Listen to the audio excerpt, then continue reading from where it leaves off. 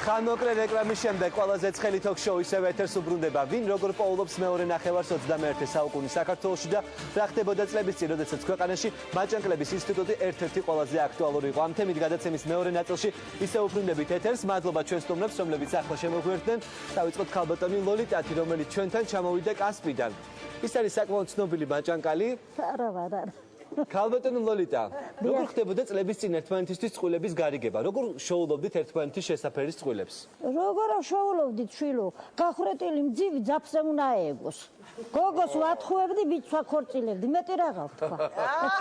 ერთმანეთს არ იწუნებდნენ? ახლა რო იცნობდნენ და უნდათ მოსწონდათ ერთი მეორეი, მაგრამ ჟელათ ახლა კი არ არის, აი მაბლები ვითაც უზედ რო ახტებიან. რამე ცხენოდათ, ერიდებოდათ რამე და ამიტომ ახლა ჩვენ გვეაქტიურა, ვისაც შეგვეძლო ესეთი რაღაცაი.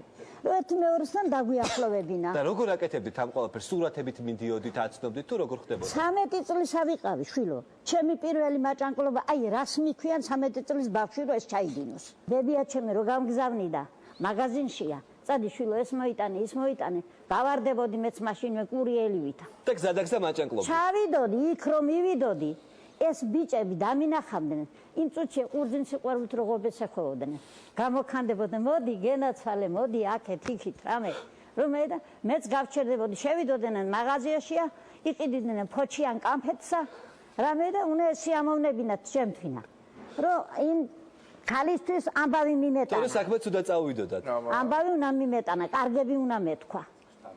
ხო და ახლა ერთი დღეც იყო და რაღაც თითქოს რაღაც ვერ იყო ისეთ ხასიათშია ის ბურძენაძე, ის მოჭიდავე ბიჭი რომ ეწყო და მითხრა რომაო, გენაცვალე მოდი აქა, მოდიო, დეიდასთანა უნდაო ლექსი დაგაბარო. შენაო ნიჭიერი გოგო ხარ, ძანაო და სახლამდე ხო არ დაგავიწყდებაო. მეც მოусმინე, რა ვიცი ახლა. მოусმინე და უსმენეს და თანა ტოპრაკითა ეს აი გენაცვალე ჯერეს გამომართვიო, მომცა კაი ფოჩიანი კამფეტი. ეს ფოჩიანი კამფეტი. არქი იყო კაცო შეგნებული საიყო, განაი ბალი შეეძებია. კაია, ფოჩიანი კამფეტი. ლექსი გახსოვთ ახლა? ხო და მე ამ ბიჭმა მითხრა რომაო, ლექსი უნდა დაგაბაროო და მეც მოусმინე, მე თქვი, კარგი ლექსი უნდა დამაბაროს. აბა მომისმინე გენაცვალეო. შენ დეიდას ჩავეხლართეო, მანეული წნელი ვითაო და ფეხები ავაშვერინე, უსულადო ცხენი ვითა.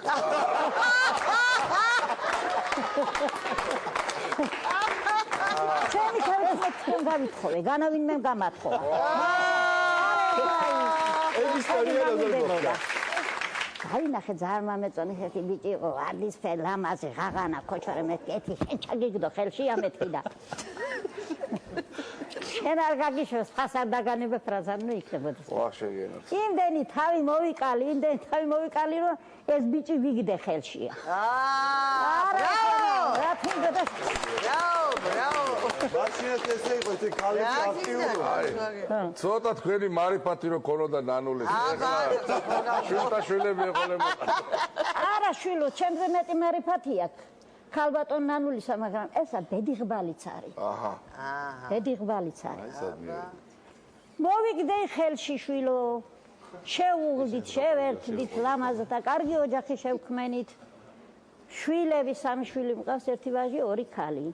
ამჟამად ჩემი შვილი კასპის რაიონის სოფელ მეტეხის გამგებელი გახლავთ 5 სოფლისა. თუმცა საკუთარ შვილს ვერ უმაჭანკლეთ, ის არის გასათხოვარი. აი ეს არის გასათხოვარი. რატომ? არ ვიცი შვილო, ქრისტე ღმერთმა ხმა ვერ გასცა. და ეხლაც ვერ მიპატიებია ჩემი თავითვინა. ქვეყნიერება გავათხოვე და ვაქორწილე, მეც გავთხოვდი. კაცო და ვერა შვილო რა. რატომ ისეთი რა არის? ძალიან კეთილია, ძალიან მიდგომილი, ძალიან ყველაფერი, მაგრამ ბედისა ძალიან წუნიაი. რას იღებდით გარიგების სანაცვლოდ? არაფერსა შვილო. საკაბებს არ შეგვიძლია? მომისმინეთ? მე აი ქაბატო ხანუმა ის აი ფულებს რაღაცებს რო შრებოდნენ, მაგის მოტრფიალი მის დღემში მე არა. ფოჩიანი კამფეტები ხო იყო? შენ რო გაგირიგე შვილო, შენ თვითონ და გქონდეს სოვესტი ნამუსი. მე ხარგები არა. ხო და მათხოვარი გამოვალეგრა. ეგეთი მოწონა რაში მჭირდება? და თავისი ნამუსით რას გასაგებია? თვითონ მოვიდოდნენ, პატის მცემდნენ. ეს მაგრამ თქვენ არ თხოვდით.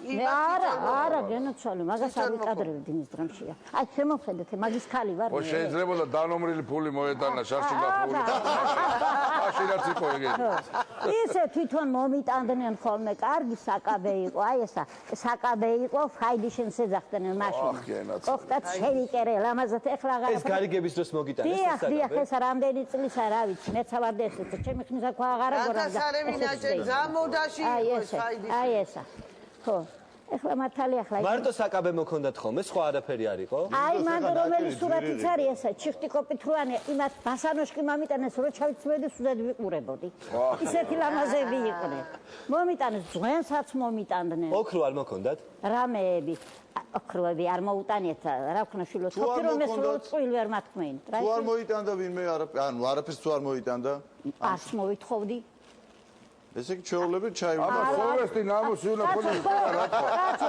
ხო გაგაბედნიერეთ შეგხვდეთ გადმოგხვდეთ რამე და ახლა რა ეს რასანიშნავს შვილო რომ მე იმის გულისთვის გაგირიგე შენა რო შენ მიყიდო ჩამათვა დამხურე არის ძალიან დიდი მადლობა ჩვენ გადაცემის განმავლობაში ჩვენთან ერთად იქნება ქალბატონი ლოლიტა მას კიდევ ერთხელ დაუბრუნდებით ეს ხდებოდა ყველაფერი კასპის რაიონის სოფელ მეტეხში თუმცა მაჭანკლობა გია თბილისშიც არ არის უცხო მე ვიცი რომ შენ ძალიან ბევრი წყვილი ყავს ერთმანეთისთვის გარიგებული მე ყველაფერს ვიწყებ ჭიათურიდან ჩემო კარგო და მეც პატარა ვიყავი და ჩემი ბიზნესიც და მაჭანკლობაც დაიწყო ესე წერდი სასიყვარულო წერილებს სხვისთვის შეკვეთი წერდი ხოლმე შეკვეთით კი რამდენს გიხდიდნენ თითო წერილს ერთი მაშინ რვეულის ფურცლები იყო ერთი გვერდი ღირდა 20 კაპიკი ორი ცალი პონჩიკი გორჯი და მე ვცდილობდი დიდი დამეწერა, დიდი წერილები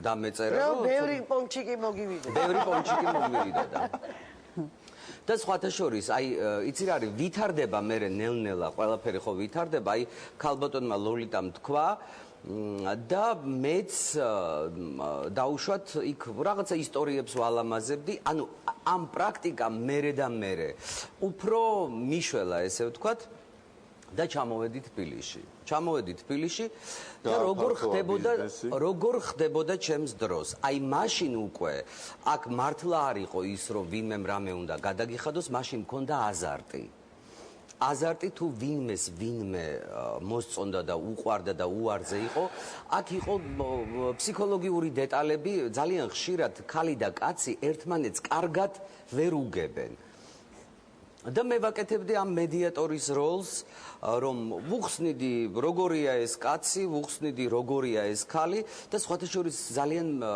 ბევრი ოჯახი გადავარჩინე დანგრევას, იმიტომ რომ ზოგჯერ ქალი ვერთმობდა, ზოგჯერ კაცი ვერთმობდა და ასე რომ მშვენივრად ვუძღვებოდი ამ საქმეს, თუმცა დიდობაში მე ვიცი რომ ახლაც ამ საქმიანობას ეწევი. ხანდახან თუ კი მომართავენ, ძირითადად ეხლა გადასული ვარ მესიჯებზე.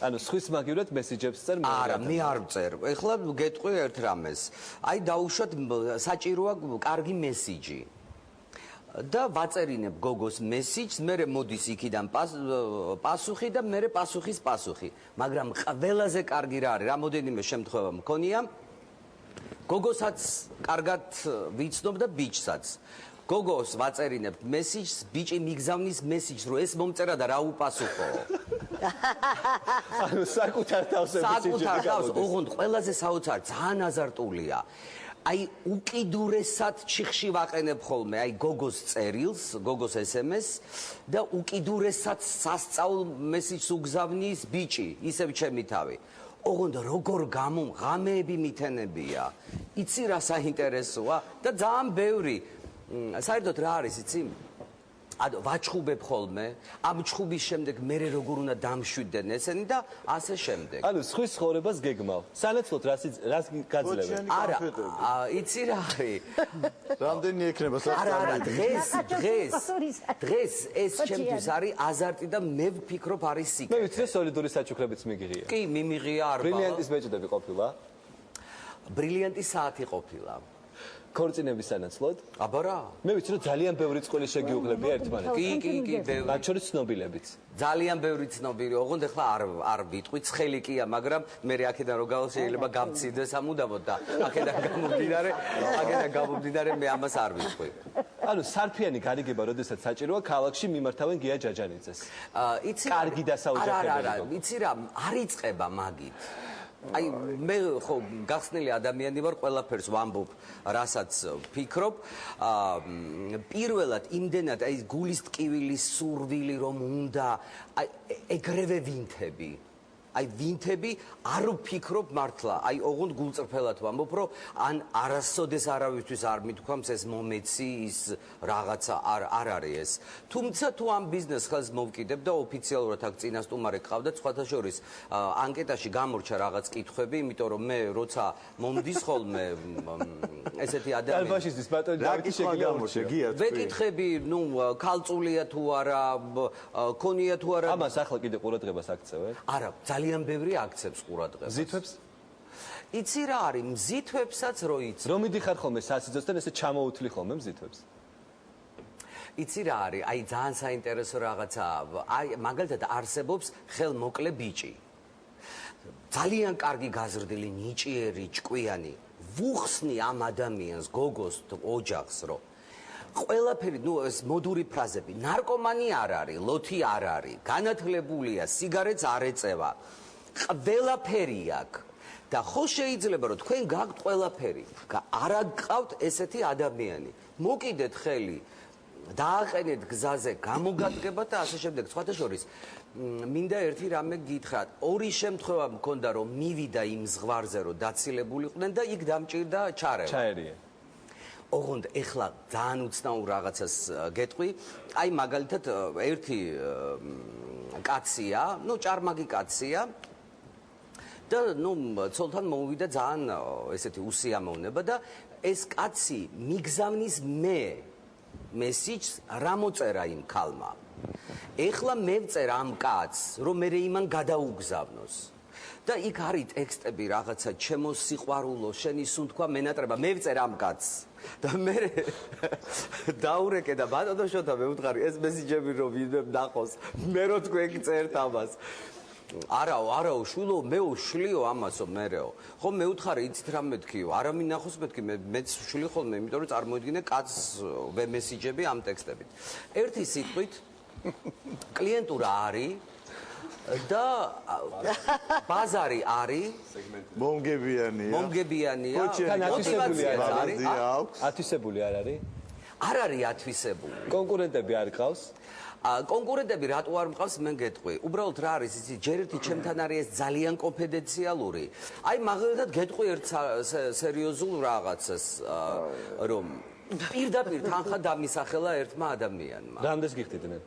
მითხრა რომ თუ ნაზღაიძეს დამაჯახებ, ოღონდ ქმრად $5,000 მიხდ. რა მოთხოვნადია წარმოგიდგენია? ეს არის, ამაზე შეიძლება მე ბიზნესი ავაწყო. დაფიქრები. მზითვებში რა მოყვებათ ადამიანებს? ოიმე, იცი რა არის, მზითვები, რო ვთქვა, ეხლა ის აღარ არის ეს მადონა სერვიზი და რაღაცა უბედურებები და რაღაცეები, უბრალოდ რა არის, იცი, მდგომარეობა, არა, პირველი, ძუნწი ხომ არ არის. ძუნწი ხომ არ არის. აი ეს ამას კითხულობენ რა. გია, ვიცი რომ სტუდიაში ლექსით მოხვედე, ვის მიუძღვენი? სხვათა შორის ეს არის თანამედროვე ლექსი, ერთი გოგო, როგორ უნდა წარადგინო, მაჭანკალმა ადრე ხო იყო მზითვების ჩამონათვალი. კარგი, მე დაგითმობ ცენტრალურ ნაწილს და მოგიწევ აქ მაშინ, იმისთვის რომ როგორ შეაბას გოგონამ მამაკაცი, გია ჯაჯანიძის მეთოდი ყველაზე ცხელ თოქ-შოუში. ბეჭდები და ბრასლეტები, საბნები და ლეიბები, BMW და X-Fiat აირზენას ბილეთები, ინგლისი და საფრანგეთი, ამერიკის ყველა შტატი, მთები, ზღვები, ოკეანე, ირმის რძე და ტახის მწვადი, ბევრი სექსი, მტლაშა მტლუში, სილიკონის ზუძუები, ლარები და დოლარები, შუბები და პალტოები, თვალები და წამწამები, ვნებიანი ტუჯბაგენი, ყელკისერი ბროლიანი, თეძოები, გემრიელი, ოქროვერცხლი, ბრილიანტი. ქორწილს იხდის სტუდიაში ნოდარიკოს ხელშოუში 100 გრადუსით ცელსიუსში. დიდი მადლობა. ქალბატონო ლოლიტა, როდესაც თქვენ მიდიოდით ხოლმე სამაჭანკოლთ, ესეთი გრძელი სია ქონდათ ხოლმე? რა სია მინდოდა შვილი? როვინმე უნდა გამერხებდი და მივიდოდი და ვეტყოდი და ეგ იყო. მაგები დაწერეთ, სადემას მოუყვებოდი სწორად. აბა დიდი მადლობა. გიორგი ნაზღაიძე არის ჩვენთან ერთად სტუდიაში. $5000 თავაზობდნენ იმისთვის, რომ შენ ვიღაცის სიძე გამხდარიყავი. აიმე ჩქარა. ისელ მაჭანკალს. თავაზობდნენ რატო? გავიგებ თავაზობდნენ. მე მარტო მას და შენ წარმოგიდგენია როგორი უზიაროს მოგეკნებოდა? იცი რა არის? უნდა დავფიქრდე, ჯერ უნდა გავიცნო ეს ადამიანი. მაგრამ თავარი კომპრომატი შესახებ შეიძლება იმ ადამიანმა სულაც არ იცის. დღემდე შენ ამბობდი, რომ არასდროს არ ყოფილხარ ოფიციალურ ქორწინებაში და დღეს ჩვენს ხელთოქ-შოუში მაყურებელი პირველად გაიგებს, რომ გიორგი ნაზღაიძეს მეუღლე ყავდა და მასთან გაცილებულია. კი, გიორგი ნაზღაიძეს წელიწად ნახევარ მეუღლე ყავდა და მასთან არის გაცილებული. რატომ უნდა დაგიჯეროთ? მამაღლა ვიძახი პირველად. რატომ უნდა დაგიჯეროთ? არა, არ მალავდი, უბრალოდ თვლიდი რომ არ იყო საჭირო ეს მეთქვა. გასაგებია, დღემდე ამას თემაზე არ საუბრობდი, დღეს ალაპარაკდე. რატომ უნდა დაგიჯეროთ, რომ შენ ყავდა მეუღლე? რითი დაგიმ? აი, ვიცოდი. მე ვიცოდი რომ ამას იტყოდი შენ და დაიწევს, ჩემი ფასი დაიწევს. ახლა ბიზნეს ჩამოვიდა 2500. 2500. რატო ახლა რა ცოლმა გამოფუჭა თუ რა იყო? მე ვიცოდი შენ მაგას იტყოდი და აი სახალხოთ საბუთს იმისა რომ მე მყავდა მეუღლე. რეალურად თბილისში თავად უხსმენდია გარიგებულების განქორწინებების მაჭანკლების შესახებ რამდენად აქტიურია შენ სამეგობრო წრეში ეს ყველაფერი შავ თუ გამხდარ ხარ ჩემ სამეგობრო წრეში საერთოდ არ არის აქტუალური თემა და არც იქნება ჩემი აზრით, იმიტომ რომ დღეს 21 საუკუნეში მე მგონი ის თაობა მოდის, ვინც უნდა თავისით უნდა იპოვოს მეორე ნახევარი. თუმცა გია ამბობს რომ ეს მაინც მოთხოვნადია. ერთი შემთხვევა იყო ზუსტად ჩემ მეგობარს მოვიდა მივედით სახლში და ამ გოგოს დახვდა ვიღაც უცხო ადამიანები და ვიღაც ბიჭი. და მეზობელმა მოუყვანა ეს ბიჭი გასაცნობად, იქ ატყდა ამბავი, ამ გოგომ გარბოდა ყველა ოჯახის წევრი, მე გვი თავისი ოჯახის წევრებიც გარბოდა. ჩემც არ არის მიღებული ფორმა, არ ვიცი ხო. იმ დროში არ შეიძლება ძველ დროში ეს ყველაფერი იყო მიღებული, იმიტომ რომ უფრო რთული იყო გაცნობა და დღეს როცა არის ამდენი ჯერ სოციალური ქსელი, ამდენი ბარები, კაფეები, რესტორნები, ყველა ადამიანი ჩვეულებრივ ნახულობს ერთმანეთს და გაიცნო. დიდი მადლობა. გია, რა შანსები აქვს სამორს? რამდენს გადაგიხდიან მაგალითად სამორში რომ იპოვო მისი მეორე ნახევარი? სხვათა შორის ძალიან გაიყიდება. ძალიან, მაგრამ მარტო შენი სარგებელი მარჟა რამდენი იქნება ამ შემთხვევაში? ნაზღაიძეში თუ 5-ს გიხდიან, მას სამორში რამდენს გადაგიხდიან? სხვათა შორის იცი რა, მე პირველად ნახე, ახლა გავიცანი, ნანახი მყავს ტელევიზიით და ძალიან ბევრი გოგოა, რომელიც უარს არ იტყოდა და არაჩვეულებრივი ბიჭია სამორი, ძალიან კარგი და ძალიან გამიტანო. მე თუნდაც ჩემი მოსაზრება მაქვს იმასთან დაკავშირებით, რომ მამაკაცები დღესდღეობით ეძებენ როგორც გაირკვა, ესეთ გავლენიან, ფულიან, ასე ვთქვათ, ქალბატონებს, ხო? მე მგონი ეს უფრო იმით არის განპირობებული, რომ მამაკაცს ეშინია და ეს შიში გამართლებულია, რომ ქალს მადილოსანს არ კონდეს ეს მერკანტილისტური ინტერესი. და რადგან შეძლებულია ის ქალბატონი, იმას ნაკლები შანსია, რომ კონდეს რაიმე ინტერესი ფულის მიმართ და შენი ბინის, მანქანის და ასე შემდეგ. რადგან იმას ეს ყოველივე უკვე აქვს. მე ჩემი მხრიდან ვუშვებ ესეთ არჩევანს დავუშვათ. მხოლოდ ამ თვალსაზრისით არ მჭირდება არც მისი მანქანა, არც მისი ბინა, არც მისი ფული. უბრალოდ, როდესაც იმ ადამიანს იმ ადამიანის ოჯახს ეს ყოველივე აქვს, უკვე შემიძლია ჩემთვის გამოვრიცხო ის ვარიანტი, რომ ის ადამიანი ჩემთან არის ფულის გამო. მაჭანკლის სერვისი შენთვის მისაღები არის? ჩემთვის პირადად მისაღები როგორც სხვა ადამიანებისთვის, რომლებისთვისაც შეიძლება შეზღუდულია ურთიერთობების წრე და უჭირთ ადამიანების გაცნობა ან ისეთ ადგილას ცხოვრობენ, სადაც ეს ყველაფერი არ არის, ხო, შეიძლება პროვინციაში. ეხლა გიამ რომ იპოვოს მეორე ნახევარი უასეთ. ან ქალაქში შეიძლება ადამიანები, რომლებსაც დრო არ აქვთ, ანუ მე ასე ვთქვა, ეგრეთ წოდებულ კონტორაში არ წავალ და ბლანკს არ შევასწავლე. არა, მე არა მაქვს კონტორა. ანუ პირობითად ის ფაქტი, რომ ვინმე გაგაცნობს ადამიანს, რომელიც რეალურად შეიძლება სხვა სიტუაციაში შენ თვითონაც გაგეცნო, და მოგწონებოდა, ხო, რა მნიშვნელობა აქვს როგორ გაიცნო. თუმცა ქონება და მაჭანკალი არ დაშვირებია რონდოს წელს ელენე ოთარაშვილს 10 წლის წინ ეს ძალიან ნოვაცია იყო, როდესაც საზოგადოებამ გაიგო, რომ მან თავისი მეორე ნახევარი ინტერნეტით გაიცნო და სწორედ ინტერნეტით გაცნობილ მამაკაცზე იქორწინა. როგორ ენდე თავი და როგორ დაიწყო ეს ყველაფერი? 10 არა ნოტარა, ეს მოხდა 12 წლის წინ, ძალიან დიდი ხნის წინ. ესე იგი, ეს ის პერიოდი იყო, როცა ინტერნეტი ჯერ არ იყო ესეთი ფართოდ გავრცელებული კომუნიკაციის საშუალება, ჯერ კიდევ ახალი ხილი იყო საქართველოში და ამ პერიოდში ვყიდულობ კომპიუტერს, ვერთვები ინტერნეტ სივრცეში და რა მოხდა მე? ანუ იმ პერიოდში ამ ვირტუალური საუბრებისთვის ერთ-ერთი საშუალება იყო ეგრეთ წოდებული მირკი, გახსოვთ ალბათ. დავრეგისტრირდი ამ არხზე და ერთჩვენიერ დღეს მეკონტაქტება ადამიანი, რომელთანაც ძალიან სასიამოვნო წარიმართა საუბარი.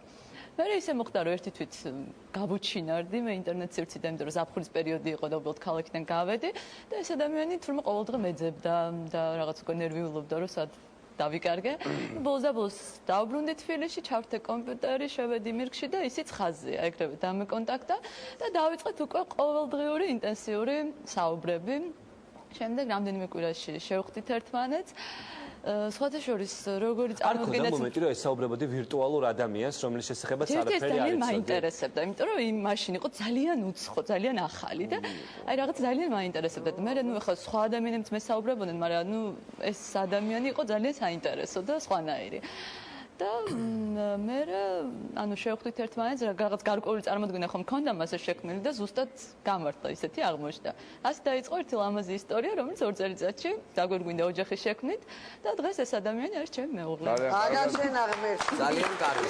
ასე რომ ინტერნეტ სივრცეში შეგიძლიათ გაცნობისა და გართობის ცენტრის გარდა აქტიურად იკონტაქტოთ და შეიძლება თქვენი მეორე ნახევარიც იპოვოთ. ახლა მე მინდა გიჩვენოთ ერთი ვიდეო, ვისაც სენტიმენტები ყველაზე ხშირად მოეძალება ხოლმე, შეუძლიათ განსაკუთრებული ყურადღება მიაქციონ ჩვენს პროექტორს. დღეს თბილისში არა მარტო ინტერნეტი, არამედ მაჭანკალი, თუნდაც გარიგება, არამედ უცნაური ნიშნობები, უცნაური ქორწინება შემოვიდა.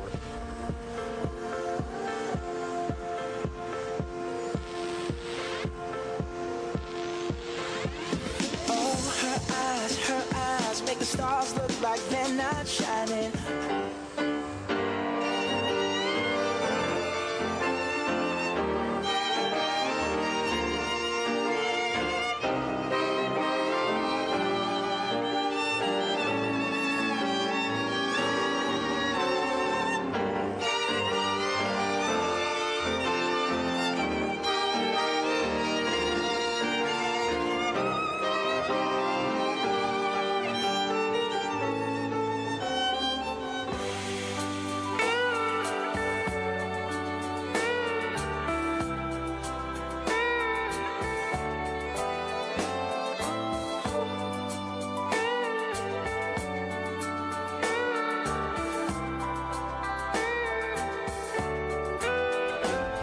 ახლა სტუდიაში მინდა დავპატიჟო გოგონა და მამაკაცი, რომლებიც შემთხვევით აღმაშენებლის გამზირზე სასეირნოდ გავიდნენ, თუმცა მისმა მეორე ნახევარმა მას უდიდესი სიურპრიზი მოუწყო. გოგონა საკუთარ ნიშნობაში სრულიად შემთხვევით აღმოჩნდა ჩვენი გმირი წყვილი სტუდიაში.